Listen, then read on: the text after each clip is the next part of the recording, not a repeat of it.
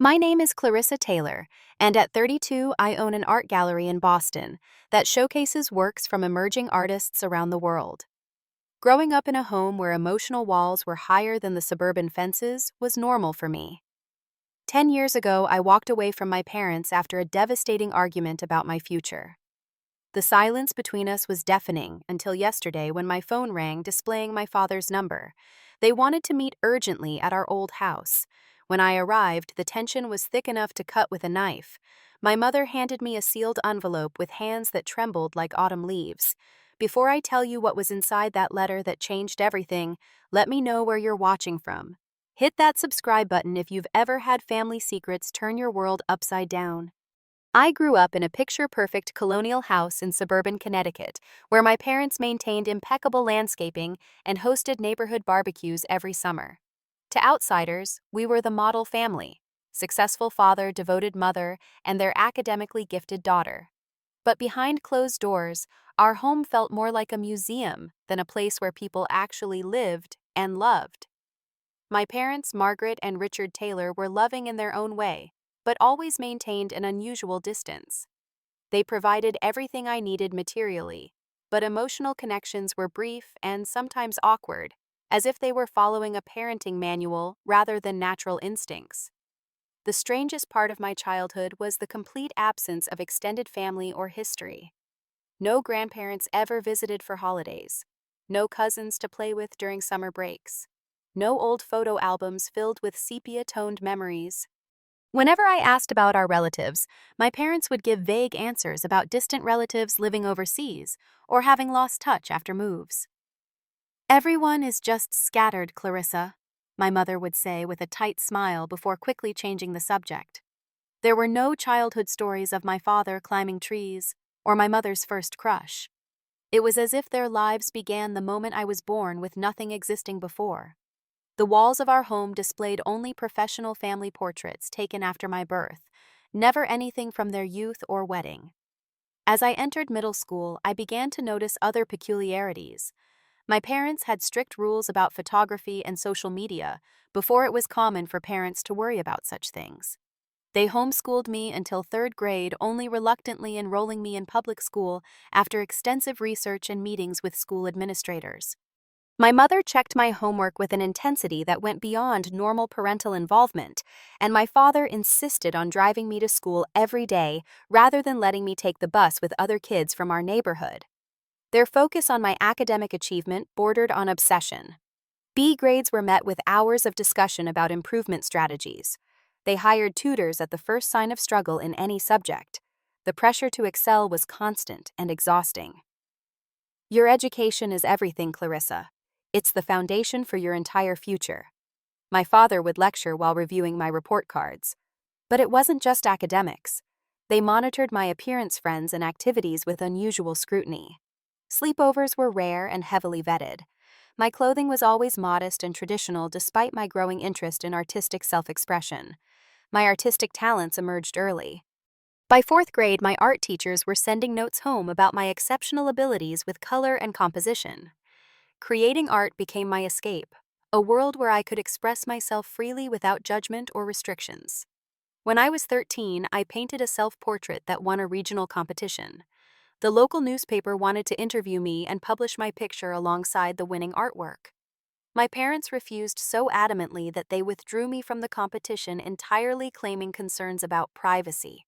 I was devastated. "But why?" I sobbed in my room afterward. "This was important to me." "There are things you don't understand," my mother said firmly. "Sometimes exposure can be dangerous." Dangerous. The word haunted me. What could be dangerous about a middle school art competition in our safe suburban town high school brought my first real rebellion. I made friends with a group of artistic students who wore vintage clothes and spent weekends at local galleries. My parents disapproved but couldn't monitor me every moment. I began changing clothes after leaving home, exploring my identity through fashion and art that would never have passed their strict standards. Jackson Walsh entered my life during junior year, tall, thoughtful, with paint-stained hands and a portfolio full of stunning landscapes. He was the first person who seemed to truly see me not as a grade point average or an achievement to display, but as an artist with a unique vision. "You have something special, Clarissa," he told me after seeing my sketchbook for the first time. "You need to pursue this, seriously." With Jackson's encouragement, I began applying to art schools in secret, using my art teacher's classroom for portfolio preparation after hours. For the first time, I was making plans that were truly my own. As I approached graduation, my parents' controlling behavior intensified. My father installed a tracking app on my phone. My mother began, coincidentally, showing up wherever I was with friends. They established a strict curfew that limited my ability to attend art events in nearby New York City. The unspoken rule about not asking questions about our family became increasingly frustrating. Once I found a strange key hidden in my mother's jewelry box. While looking for earrings she said I could borrow. When I asked what it opened, she snatched it away with uncharacteristic anger. "Some things are better left alone, Clarissa. Not everything needs to be examined and questioned." That night I overheard them arguing in hushed tones. "She's getting too curious," my father whispered urgently. "What if she starts digging deeper?" "She won't find anything," my mother responded. "We've been careful." "But what if they find us through her? We need to keep her close." Their words sent a chill through me. Who were they, and what were my parents hiding that required such secrecy? Despite their strange behavior, I never imagined that opening a letter years later would reveal that everything I knew about myself and my family was built on carefully constructed lies. Senior year of high school brought the culmination of my secret rebellion. After months of applications, portfolio reviews, and one nerve-wracking campus interview conducted during a supposed college tour trip with Jackson's family, I received my acceptance letter from the California Institute of Arts. The program was prestigious, competitive, and exactly what I wanted, but it was also 3,000 miles away from my parents' watchful eyes. I kept the acceptance hidden for weeks, searching for the right moment to break the news. One evening in April, I found my courage during dinner when my father mentioned college applications. "Actually," I said, my voice steadier than I felt, "I've been accepted to CalArts, full scholarship for their fine arts program." The silence that followed was absolute. My mother's fork clattered against her plate. My father's face transformed from confusion to shock to something that looked almost like fear. "Absolutely not," he finally said, his voice cold and final. "What do you mean not? I've already been accepted. It's one of the best art programs in the country." "You're going to Dartmouth," my mother interjected. "We've discussed this. It's close to home, has an excellent academic reputation, and—" "We never discussed anything," I shot back. "You decided Dartmouth. I've never wanted to go there. Art is my passion, not business or pre-law or whatever future you've planned without my input." My father pushed his chair back from the table. "This isn't open for discussion, Clarissa. You're not moving across the country to waste your potential on finger painting." His dismissal of my art ignited something inside me. Years of suppressed frustration erupted as I stood to face him. "This is my life. I'm 18, legally an adult. You can't force me to attend a college I don't want." "As long as we're paying for it, we absolutely can," he countered. "Fine, I got a scholarship. I don't need your money." The flash of panic that crossed between my parents was unmistakable. My mother reached for my father's arm, her knuckles white. "Richard," she murmured in warning, "you don't understand what you're doing." My father said, his voice suddenly less angry and more pleading. "There are reasons you need to stay close to home, reasons we can't explain right now." "More secrets," I laughed bitterly.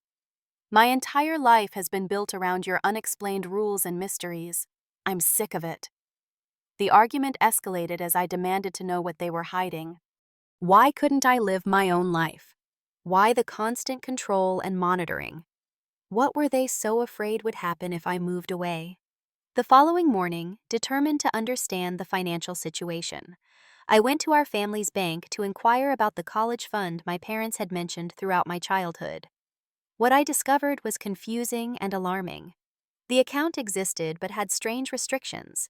It could only be accessed for institutions within a specific geographic radius of our home and required dual approval from both parents for any withdrawals.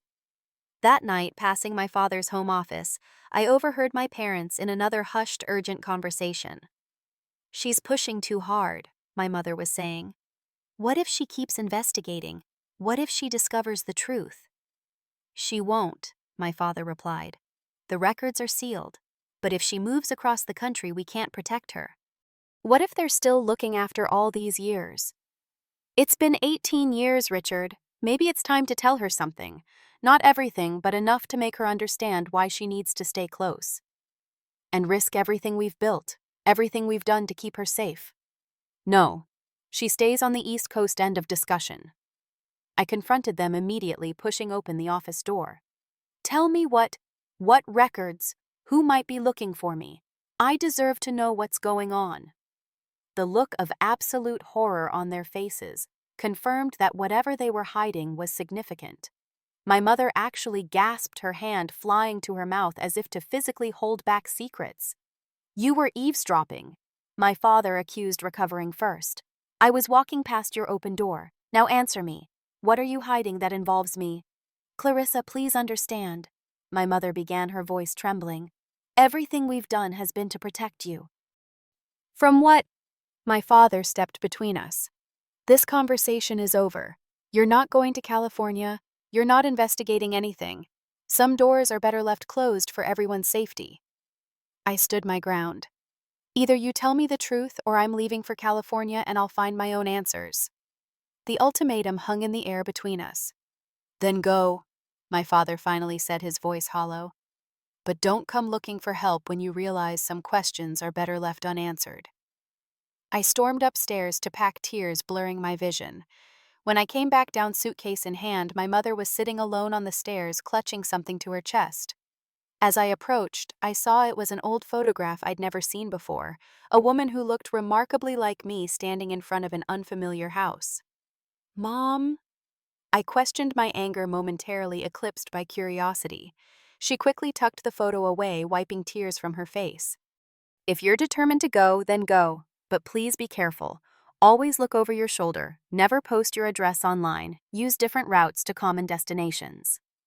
Her specific safety instructions sounded paranoid and made no sense in the context of my art school plans. But the fear in her eyes was real. "Why won't you just tell me what this is about?" I asked, softer now. "Because knowing could put you in danger," she whispered. "Sometimes ignorance truly is protection." I left that night, staying with Jackson's family until graduation, then flying to California for an early summer program before fall semester. I called once after arriving, but the conversation was strained and brief. After that, the silence between us stretched from months into years, becoming a seemingly permanent break. As I built my new life on the West Coast, questions about my family's secrets lingered in the back of my mind. What could possibly be so dangerous that it required cutting off a daughter who simply wanted to pursue her own dreams? Little did I know that 10 years would pass before I would finally get my answers in the form of a sealed envelope that would shatter everything I thought I knew about myself. After leaving Connecticut, I threw myself into creating a new life, far from the shadows of secrets and control. California Institute of Arts became my sanctuary, a place where creative expression was celebrated rather than stifled. The campus, with its modern architecture and sun-drenched studios, couldn't have been more different from my childhood home's formal, closed-off spaces. For the first time, I lived without constant supervision. Simple freedoms like choosing my own schedule, decorating my walls with whatever inspired me, or staying out late at gallery openings felt revolutionary. I changed my appearance, growing my previously regulation-length hair down to my waist, and experimenting with vintage clothing styles that expressed my artistic sensibilities. The early years weren't easy financially. My scholarship covered tuition, but little else. I worked 3 part-time jobs: gallery assistant, campus tour guide, and late-night barista, just to afford art supplies and rent for the tiny studio apartment I shared with 2 other art students. But the struggle felt purposeful, entirely my own choice. During sophomore year, I met Professor Diana Winters, who would become the most influential person in my adult life. In her mid-50s, with silver-streaked dark hair and hands permanently stained with printmaking ink, Diana saw potential in my work that I hadn't recognized myself. "You're hiding an abstraction," she told me after critiquing my portfolio. "Your technical skills are excellent, but you're afraid to reveal anything personal. Great art requires vulnerability." Her challenge pushed me to create a series exploring fragmented identity and hidden histories, themes unconsciously reflecting my own unresolved questions. The resulting exhibition earned me my first significant recognition in the Los Angeles art scene. Diana became more than a professor. She filled the parental void my estrangement had created. She invited me for holiday dinners when campus emptied, helped me navigate professional opportunities, and offered wisdom without the controlling strings my parents had attached to their guidance. "Family isn't always blood," she told me one evening when I confessed how much her mentorship meant to me. "Sometimes it's who sees you clearly and loves you anyway." After graduation, I spent several years working in established galleries while developing my own artistic voice. The connections I made during those apprentice years proved invaluable. When at 28, I took the leap to open Prismatic Gallery in Boston's emerging South End Arts District.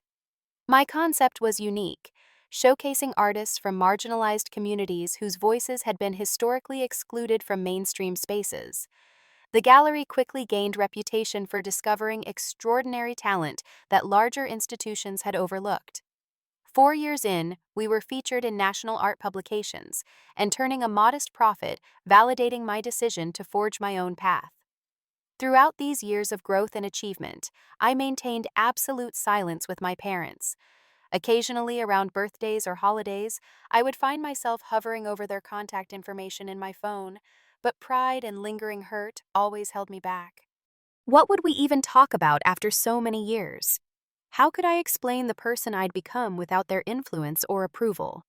It was during the gallery's second year that I met Tara Washington, an investigative journalist covering Boston's cultural renaissance for The Atlantic. Tall and direct with a photographic memory for details, Tara approached me for a profile piece on female gallery owners transforming the city's art scene.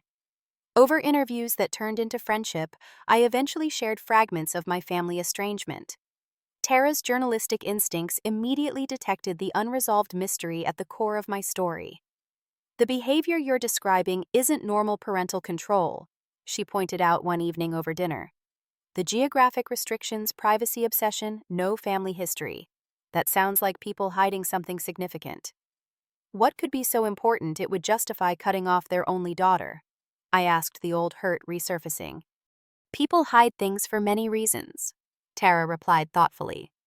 "Fear, shame, legal issues, past trauma. Have you ever researched your family history? Public records could at least give you a starting point." Her suggestion planted a seed that grew quietly in the back of my mind. Did I have the right to investigate secrets my parents had guarded so fiercely? Would answers heal old wounds or create new ones? My 30th birthday became the tipping point. That morning, a package arrived at the gallery with no return address. Inside was a small antique key with no indication of what it might unlock, wrapped in blank white paper. The timing seemed too specific to be random, yet who besides my parents would mark my birthday after so many years of silence?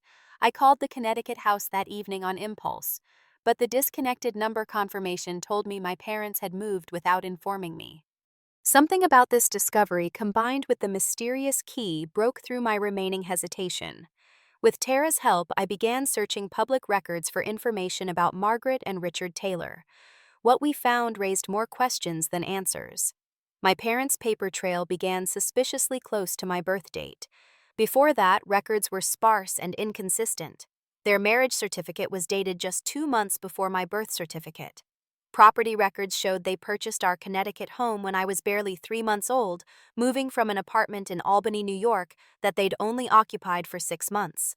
Employment history showed both had changed careers around the time of my birth. "This pattern is consistent with people who've changed identities," Tara observed as we reviewed our findings. "Multiple relocations in short periods, career changes, minimal digital footprint." The implications were stunning. Had my entire childhood been spent with people living under false identities? If so, why were they running from something criminal, or were they the victims? After weeks of dead ends in public databases, I finally decided to hire professional help. Marcus Rivera came highly recommended as a private investigator specializing in missing persons and identity cases. Former law enforcement with extensive connections, his weathered face and compassionate manner made me feel my case would be handled with both competence and discretion. Family secrets are rarely simple, he warned during our first meeting. Are you certain you want to pursue this? Some discoveries can't be undone. I've lived with questions my entire life, I replied firmly. Whatever the truth is, it has to be better than not knowing. For several months, Marcus conducted his investigation quietly, providing regular updates on his progress. He confirmed my suspicions that Margaret and Richard Taylor were not my parents' original identities. He traced their movement patterns back to the weeks after my birth, finding evidence they had relocated multiple times in my first year of life before settling in Connecticut. But the most significant breakthrough came when Marcus discovered irregularities in my own birth records.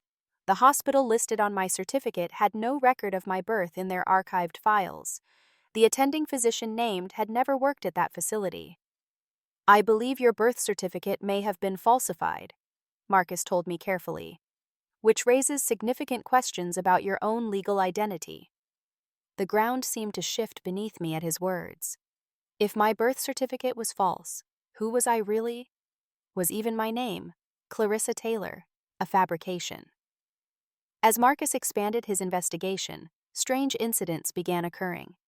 A gallery break-in where nothing was stolen but computer files were accessed. A black sedan parked across from my apartment for 3 consecutive nights. An attempted email hack of my personal accounts. Then came the anonymous note left under my gallery door. Stop looking. Some secrets stay buried for good reasons. The warning only strengthened my determination to uncover the truth, even as fear became a constant companion. Who was watching me? What power did my past hold that someone would actively work to keep it hidden?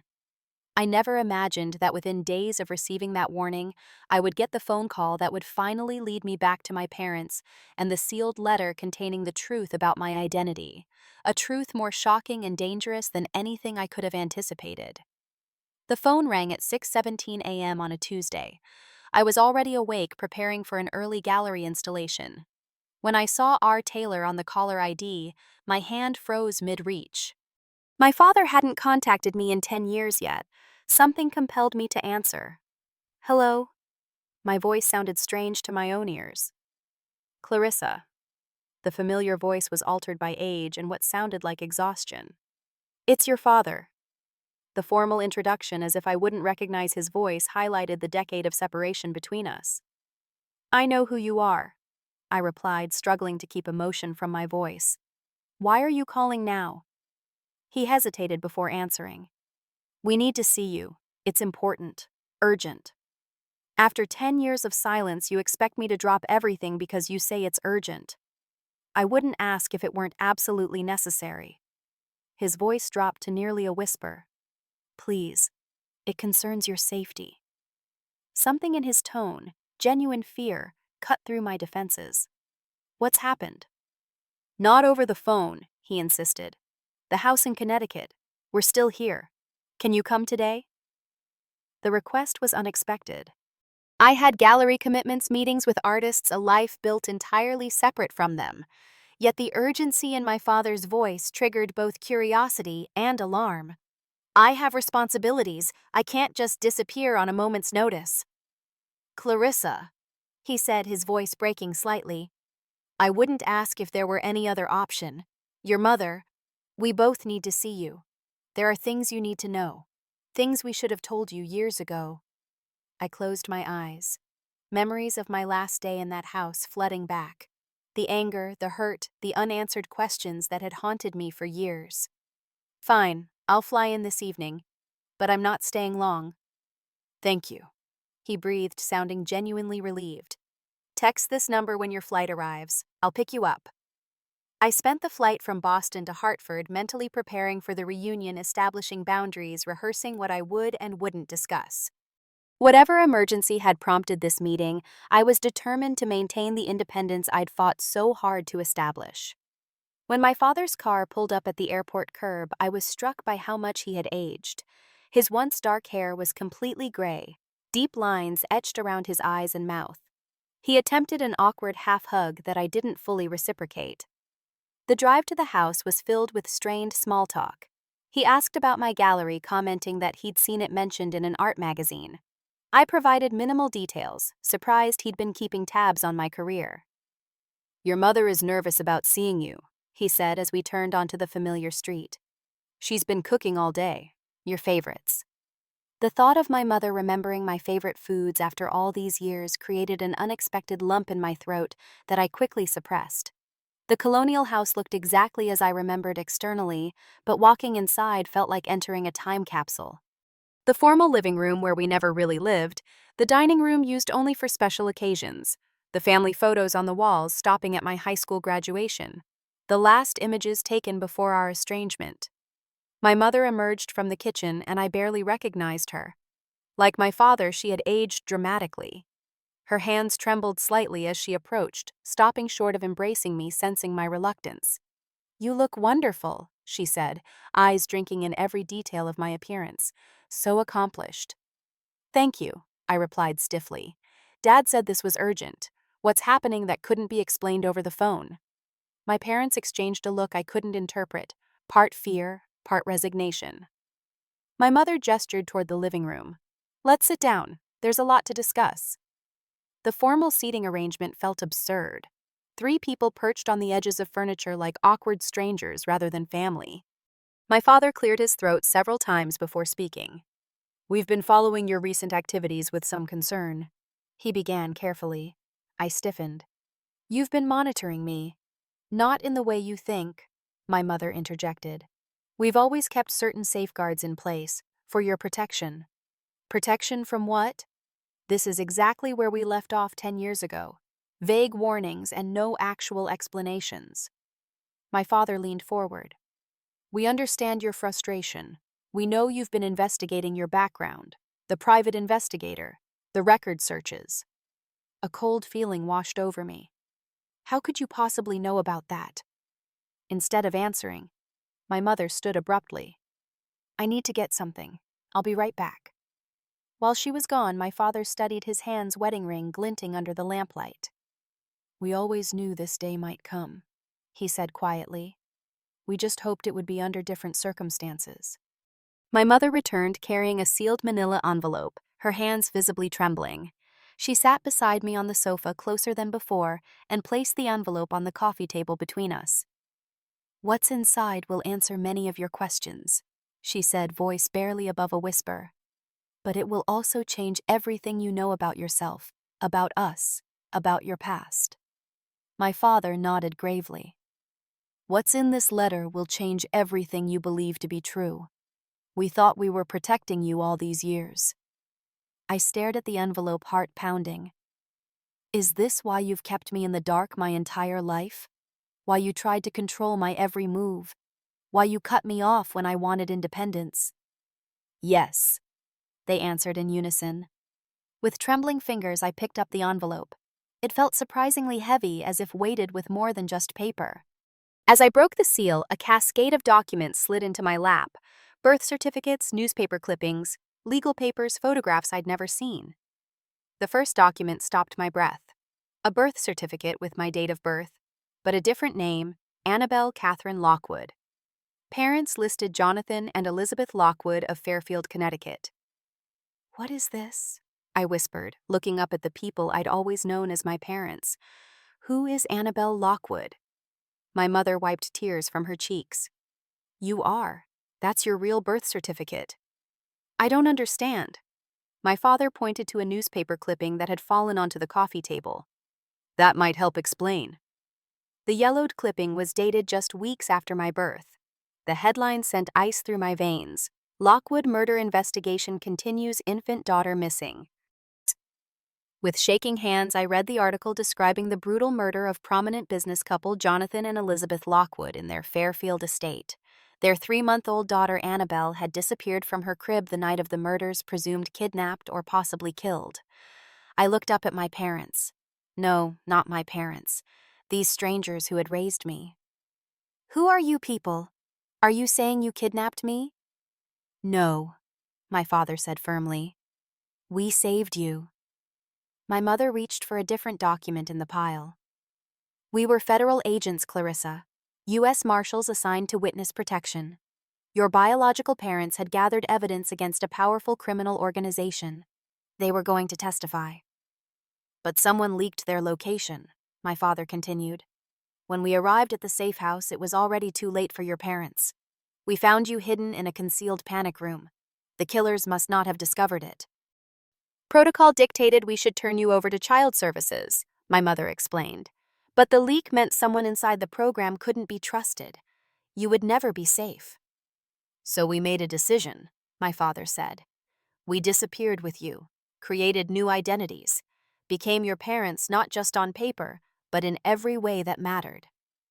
I stared at the photographs showing a couple who shared my features. The woman with my same unusual eye color, the man with the cleft chin I'd inherited. My biological parents murdered before I could know them. You've been lying to me my entire life. I whispered, emotions too complex to name flooding through me. We protected you, my mother corrected gently. Every restriction, every rule, every move to a new town when we suspected attention. It was all to keep you safe. From what? It's been 30 years. My father handed me another document. Recent surveillance photos of our house time-stamped just last week. The organization your parents were testifying against was never fully dismantled. Some key figures went to prison, but others continued operating more carefully. Your private investigators' queries into records flagged in certain databases, my mother explained. Old cases suddenly being researched raised alarms, both for us and unfortunately for people who never stopped looking for the missing Lockwood heir. The fortune, I said, suddenly understanding another document in the pile. A trust fund statement showing an 8-figure sum held in trust for Annabelle Lockwood. My biological parents were wealthy. Extremely, my father confirmed.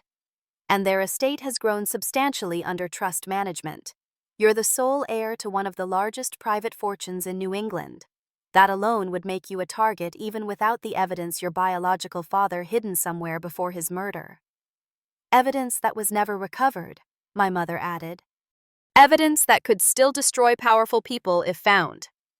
I was struggling to process the revelations when headlights swept across the living room window. My father moved quickly to peer through the curtains, his body tensing visibly. That car, he said, voice dropping to an urgent whisper.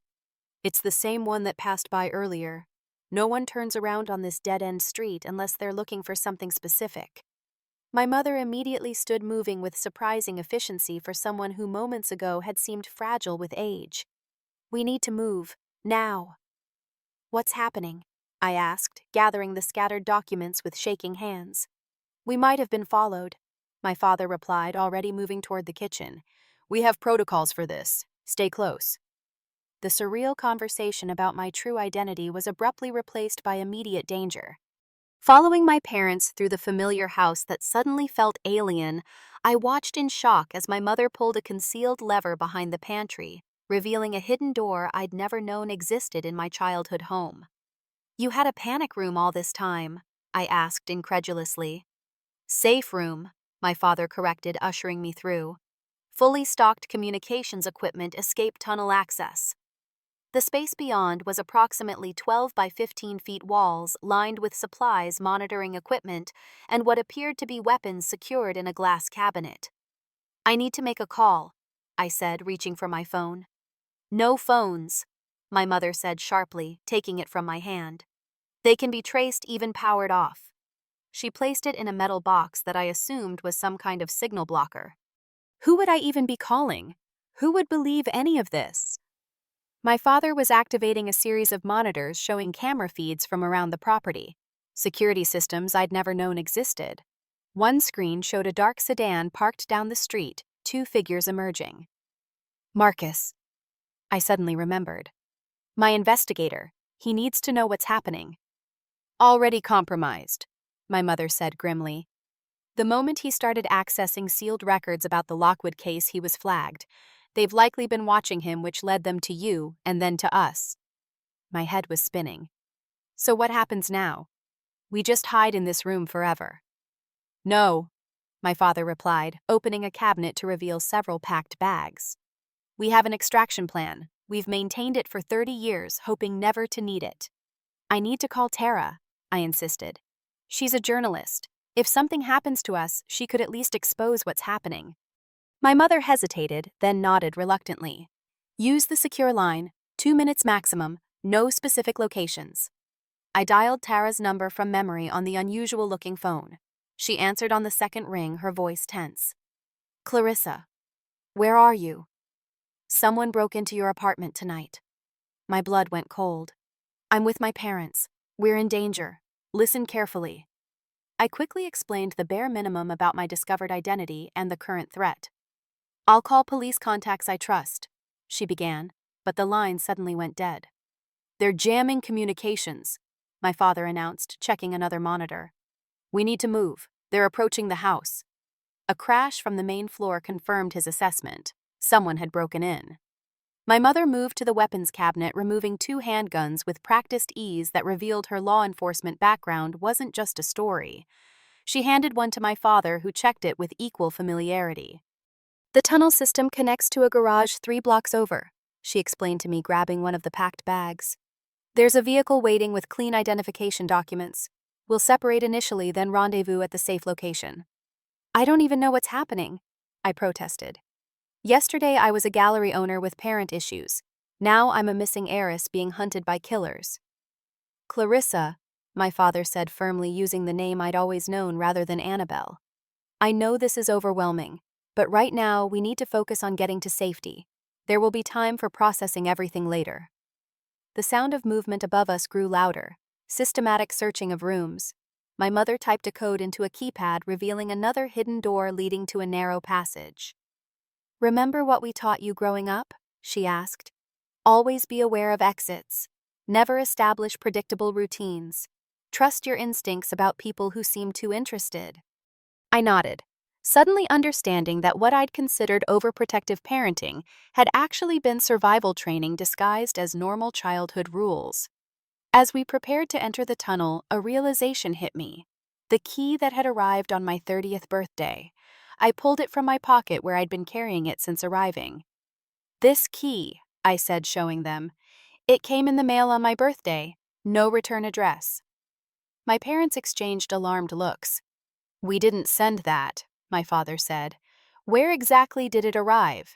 At my gallery addressed to me personally. My mother took the key, examining it closely. This looks like a safe deposit key, standard issue for Boston Federal Union Bank. She looked at me intently. Someone else knows who you are. Someone who wanted you to find something.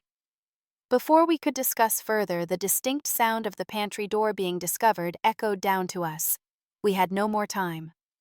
Into the tunnel, my father ordered. Now. As I stepped into the narrow passage that would lead us away from the only home I'd known growing up, I realized I was leaving behind not just a house, but an entire identity.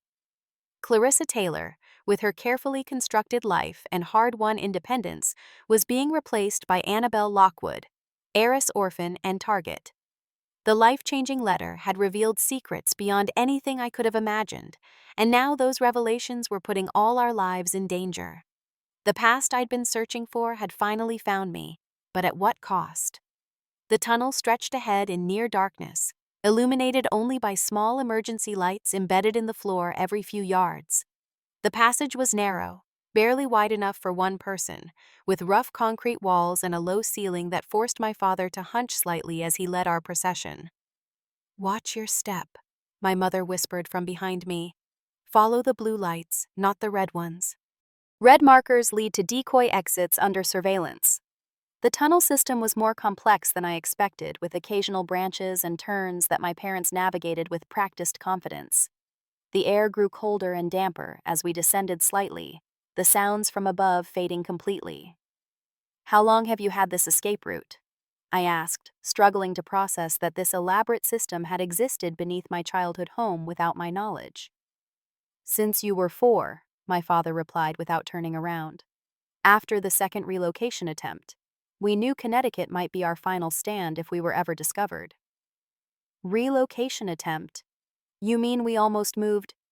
3 times before you started school, my mother confirmed. Each time we detected potential surveillance or unusual interest in our family, we prepared to disappear again. Twice the threats proved unfounded. Once there was a definite breach, but we handled it before moving became necessary. The casual way she referenced handling potential threats sent a chill through me. Who exactly had I been living with all these years? Federal marshals turned parents, certainly. But what else had they done to protect me that I knew nothing about? After nearly 15 minutes of navigating the tunnels, my father stopped at what appeared to be a dead end. He pressed his palm against a specific brick, revealing a hidden scanner that read his handprint. A section of wall slid open, revealing a small, clean garage housing a nondescript gray sedan. "We change vehicles twice before reaching the safe house," he explained, opening the trunk to store our bags. "Different drivers for each leg of the journey, less trackable." As we prepared to enter the car, my phone suddenly chimed from inside my mother's signal-blocking box, somehow receiving a message despite the precautions. "That's impossible," she muttered carefully, removing it with a look of professional concern. The screen showed a text message from an unknown number. "Marcus compromised, office raided. They have files on Annabelle. Coming for key. T." "Tara," I explained. "But how did she get through the signal blockers?" My father examined the phone with growing alarm. "Military-grade mesh communications. She must have serious connections." He looked at me with new assessment. "Your journalist friend isn't just a reporter, is she?" Before I could respond, another message appeared. "They've traced you to CT. Get out now. Safe deposit key, critical." The mystery key that had arrived on my birthday suddenly seemed central to whatever danger was pursuing us. My mother studied it again under the garage's bright lights. "The numbering system matches Boston Federal's format," she confirmed. "Box 4473 based on the engraving." "We need to change plans," my father decided. "They'll be expecting us to run away from Boston, not toward it." "The safe house in Vermont has better security," my mother argued. "But not the answers," I interjected, finding my voice. "That key was sent to me for a reason. Whatever's in that safe deposit box might explain who's been watching me all these years, maybe even evidence my biological parents gathered." My parents exchanged a look I'd seen countless times growing up, their silent communication when making decisions about my welfare. Only now I understood it as the partnership of agents rather than just spouses. "It's too dangerous," my mother began. "Everything is dangerous now," I countered. "I've spent my entire life in the dark following your rules without understanding why. If we're running, at least let it be toward answers, not just away from threats." A distant sound from the tunnel entrance interrupted our debate. Pursuers had discovered the passage. "No more time to discuss," my father said grimly, ushering us into the car. "Boston it is, but not directly. We'll use the confusion protocol." As we pulled out of the garage onto an unfamiliar side street, I realized I had no idea where in the neighborhood we were. The tunnel had carried us well away from my childhood home. My father drove with hyper-awareness, using techniques I recognized from my own ingrained habits, never making eye contact at traffic lights, changing lanes, frequently watching rear-view mirrors for repeat vehicles. We drove in tense silence for nearly 20 minutes before my mother spoke. "We need to contact Diana." The mention of my mentor startled me. "Professor Diana? What does she have to do with this?" Another exchanged glance between my parents confirmed there was yet more I didn't know. "Diana Winters isn't just your mentor," my mother explained carefully. "She's been your backup protection since you moved to California, former agent herself." The revelation hit me like physical blow. "She's been watching me, reporting to you all these years." "Not watching," my father corrected. "Guarding. There's a difference. She cares about you genuinely. The mentorship was real." Was anything in my life not part of some elaborate protection scheme? I demanded, anger momentarily overshadowing fear. Did I make any choices that weren't manipulated or monitored? "Your art," my mother said softly. "Your gallery, the person you've become. Those are all yours, Clarissa. We may have arranged certain guardrails, but the path between them has always been your creation." We switched cars at a suburban train station parking lot, transferring to a blue SUV, where a silent man with military posture waited behind the wheel. No introductions were made as we took the back seat. He drove us to a small airfield where a private plane waited. Boston by morning, my father explained as we boarded. Less traceable than commercial flights or driving straight through. During the short flight, I tried to absorb the impossible reality of my situation. The documents from the envelope now secured in my mother's reinforced satchel contained the foundation of a history I'd never known existed. Annabelle Lockwood, sole heir to a fortune, daughter of murdered witnesses. "Why didn't you ever tell me?" I finally asked as the plane began its descent. "Even just part of the truth." "We debated it many times," my father admitted, "especially as you got older. But each time the risk calculation came back the same. Knowledge made you vulnerable, could change how you acted, what you revealed accidentally. And we truly became your parents." My mother added, her voice thick with emotion. "It wasn't just an assignment anymore. We loved you as our own, wanted you to have as normal a life as possible under the circumstances." "Normal," I repeated incredulously. "You tracked my movements, screened my friends, fought my college choice." "That wasn't normal." "No," my father acknowledged. "It wasn't, but you survived. The alternative might have been no life at all." The plane landed before dawn. Another car transition, another silent driver. By the time we reached Boston, the city was awakening to early morning routine, unaware of the drama unfolding within its boundaries. We parked several blocks from the financial district where Boston Federal Union Bank was located. "Too early for the bank to open," my father observed. "We need a secure location to wait." My mother was already texting on a burner phone. "Diana is meeting us at the backup apartment. 20 minutes. The backup apartment turned out to be a modest but well-maintained one-bedroom in an anonymous building with excellent security features. Professor Diana was waiting inside, and the shock of seeing her in this context, not in her art studio clothes but dressed in practical dark clothing, alert and professional, reinforced the duplicity that had apparently surrounded my entire adult life. "Clarissa." She greeted me with genuine warmth that somehow made the deception worse. "I'm so glad you're safe." "Are you?" I replied coldly. "Since apparently your real job was surveillance, not mentorship." Diana's expression softened. "It was both. My assignment may have brought us together, but our relationship has always been genuine. I'm sorry you had to learn about this under such circumstances." Before I could respond, her attention shifted to my parents' professional assessment taking over. "You were right to come here.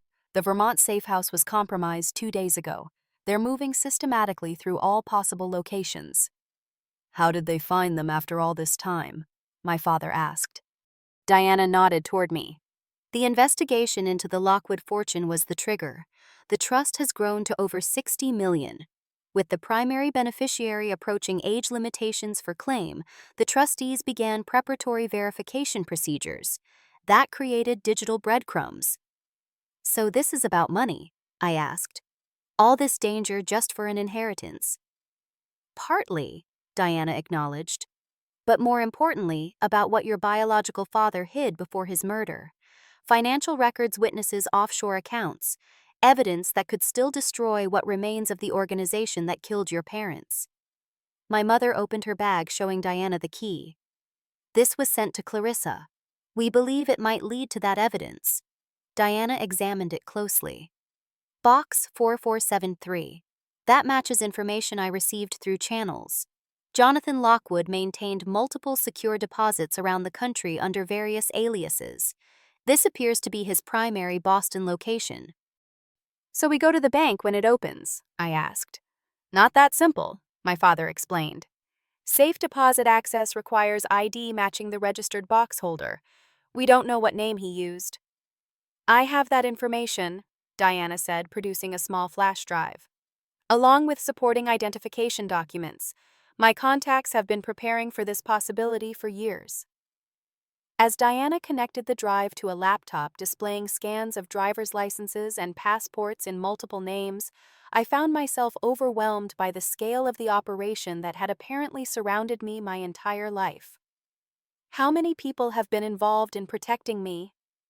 A small network, my mother answered. Most never knew your true identity, just that you were a high-priority protection case. Diana pulled up a document showing a specific alias. Robert Henley, that's the name on the box, with Annabelle listed as secondary access. But I don't have ID as Annabelle, I pointed out. Actually, Diana said, reaching into her bag, you do now. She handed me a driver's license with my photo, but the name Annabelle Lockwood. Biometric verification should override any documentation discrepancies. Your fingerprints and retinal patterns are on file as secondary authorization. The clinical discussion of accessing the mysterious safe deposit box was interrupted by an urgent alert from Diana's phone. Perimeter breach, she announced, immediately moving to a laptop connected to building security cameras. 2 men in the lobby, not our people. My father instantly moved to a window, checking sightlines to surrounding buildings. How did they track us here? The private plane, my mother realized. Too easy to trace aviation logs even for small airfields. Diana was already gathering essentials. We need to move. Bank opens in 40 minutes. If we're going, it has to be now. Separate approaches, my father decided. Diana, take Clarissa directly to the bank. Margaret and I will create diversions to split their attention. The methodical way they divided responsibilities reminded me that these people, including my own parents, were trained professionals in crisis management. While I was still processing emotional revelations, they were executing tactical decisions with practiced efficiency.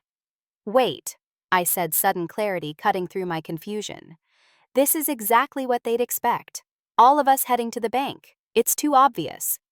3 sets of experienced eyes turned to me with professional assessment. What are you suggesting? Diana asked.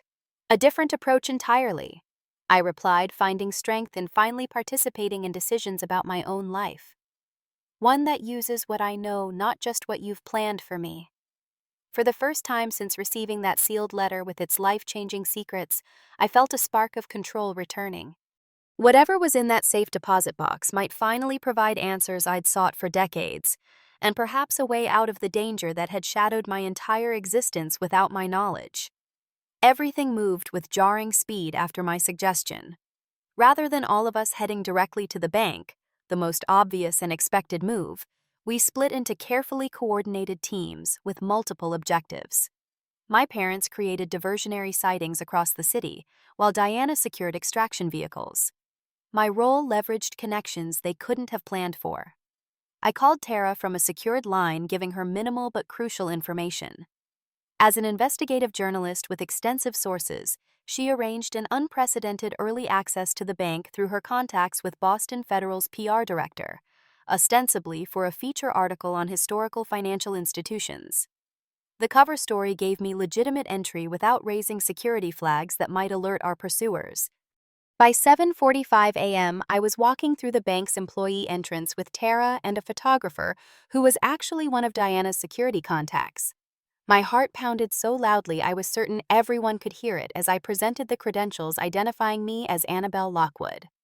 The bank manager, flattered by the media attention and unaware of the real situation, personally escorted us to the safe deposit vault. When I inserted the key into box 4473, my hands trembled so badly that Tara had to steady my wrist.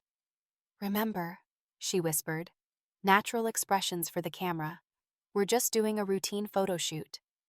The box slid out smoothly, revealing a sealed document packet, a small external hard drive, and several memory cards secured in protective cases. No dramatic piles of cash or jewelry, just information carefully preserved.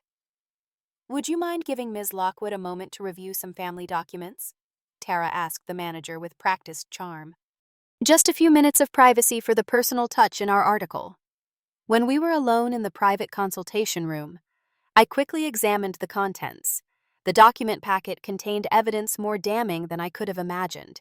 Detailed records of a massive money laundering operation spanning decades, connecting politicians, judges, and business leaders to a criminal enterprise that had metastasized throughout the legitimate business world.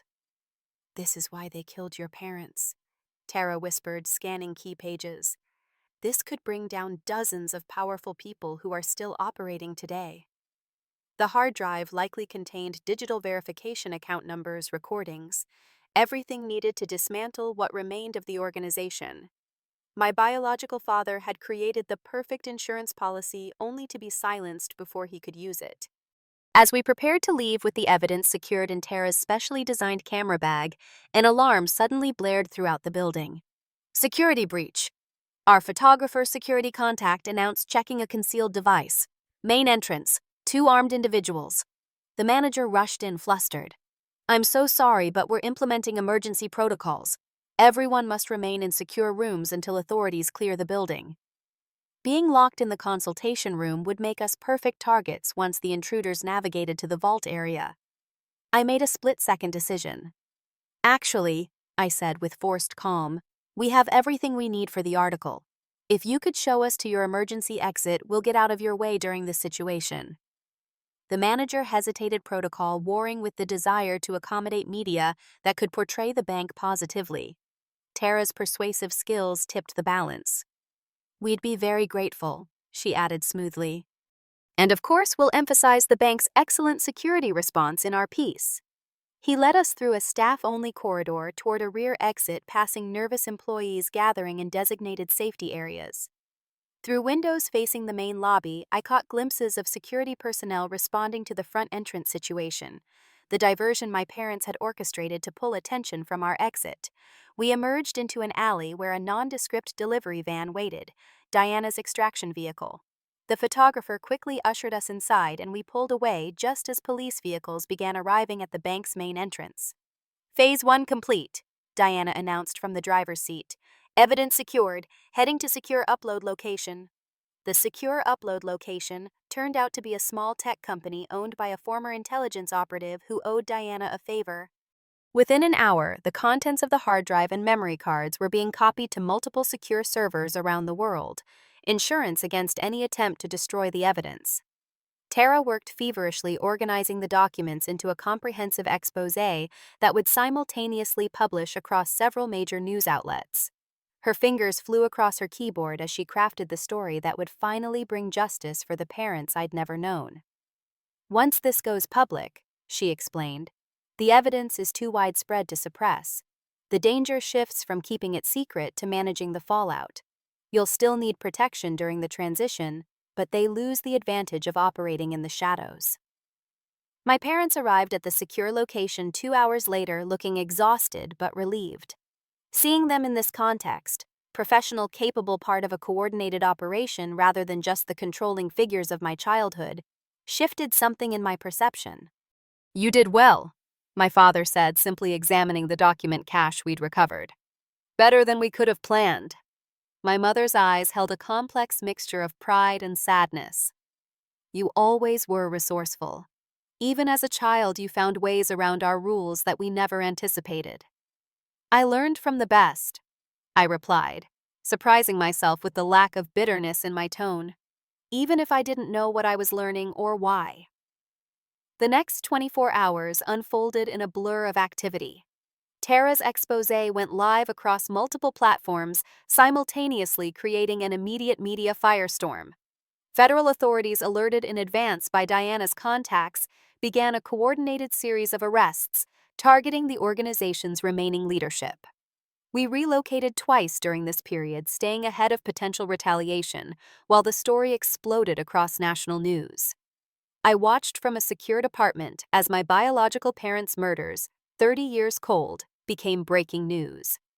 The Lockwood heir, presumed dead for decades, had surfaced with evidence that was bringing down a criminal enterprise embedded in the highest levels of business and government. By the following evening, the immediate danger had receded enough for us to gather in a safe house outside the city. Diana, my parents, Tara, and several security personnel reviewed the situation as I attempted to process my new reality. The trust administrators have been notified of your survival, Diana explained. Once your identity is fully verified, you'll have access to the Lockwood estate and fortune. The lawyers estimate the process will take several months given the unusual circumstances. I don't care about the money, I said truthfully. I built my own life without it. It's your birthright, my mother pointed out gently. What your biological parents intended for you. The mention of my birth parents brought a fresh wave of grief for people I'd never known, Jonathan and Elizabeth Lockwood, whose faces I recognized from photographs, but whose voices I would never hear, whose personalities and quirks would remain forever unknown to me. What happens now? I asked, looking around at these people who had shaped my life in ways I was only beginning to understand. Witness protection has been reactivated officially, my father explained. You'll be offered a new identity relocation ongoing security. Another disappearing act, I said flatly. Another life built on secrets and lies. Or, Tara interjected, you could choose to embrace your true identity publicly. Become Annabelle Lockwood openly. Use your platform and resources to honor your biological parents' legacy. That carries its own risks, Diana cautioned. Even with the major players apprehended, organizations like this have deep networks. The weight of decision pressed on me. Continue as Clarissa Taylor returned to my gallery, pretend none of this had happened. Disappear into witness protection as someone new entirely. Or step into the identity I was born with all its complications and dangers. I need time, I said finally, to process everything. 1 month later, I sat in a private cemetery in Fairfield, Connecticut, looking at the gravestones of Jonathan and Elizabeth Lockwood for the first time. My parents, both sets of them, waited respectfully at a distance, giving me the space I needed for this moment. The path to this point had been complex. Extensive DNA testing had conclusively proven I was indeed Annabelle Lockwood. The trust administrators had begun the process of transferring control of the substantial estate. Federal prosecutors had interviewed me repeatedly about the evidence-building cases against dozens of powerful figures. I placed flowers between the two graves, touching the cold stone markers that represented the first chapter of my life, a chapter I would never fully remember, but that had shaped everything that followed. I hope I would have made you proud, I whispered to these strangers who had given me life. As I walked back toward the people waiting for me, I reflected on the impossible choices my parents, Margaret and Richard Taylor, had made. Their deception had been born of genuine love and protection, not malice. They had sacrificed their own identities, lived decades in vigilant fear, all to keep safe a child who wasn't biologically theirs, but who had become their daughter in every way that mattered. "Are you all right?" my mother asked as I rejoined them. "Getting there," I replied honestly. "One day at a time." The reconciliation with my parents was ongoing complex work. Understanding their motivations didn't automatically heal decades of control and secrecy, but it created a foundation for building something new, a relationship based on truth rather than protection. In the end, I chose a middle path that honored all aspects of my complicated identity. Legally, I reclaimed my birth name, Annabelle Clarissa Lockwood, accepting the responsibilities that came with the Lockwood legacy. I established a foundation in my biological parents' names to support victims of organized crime and corruption.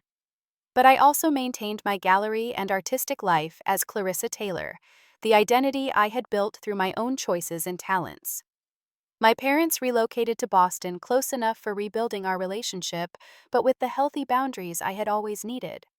The letter that had revealed my true identity had indeed changed everything I thought I knew about myself. But in that disruption, I found a strange kind of freedom. No longer wondering about the mysteries of my past or chafing against unexplained restrictions, I could finally integrate all parts of myself, Annabelle and Clarissa Eyre, and artist protected and protector. During the gallery opening for my new exhibition, Dual Exposures, artwork exploring themes of hidden identities and revealed truths, I looked around at the unlikely family gathered in support my parents. Professor Diana, Tara, even Marcus the PI who had recovered from injuries sustained during the investigation. To truth, I proposed quietly raising a glass in a private toast among those who knew the full story, however complicated it may be. The letter had revealed I wasn't who I thought I was, but it finally gave me the chance to discover who I could truly become. And that person, authentic, whole, no longer fragmented by secrets, was someone I was just beginning to know and appreciate. If you've ever discovered a family secret that changed your perception of yourself or your loved ones, share your experience in the comments. How did you integrate that new information into your identity? Sometimes the truths we uncover about our past can be painful, but they can also set us free. Don't forget to subscribe for more real-life stories about family secrets and personal transformation. Thank you for joining me on this journey of discovery.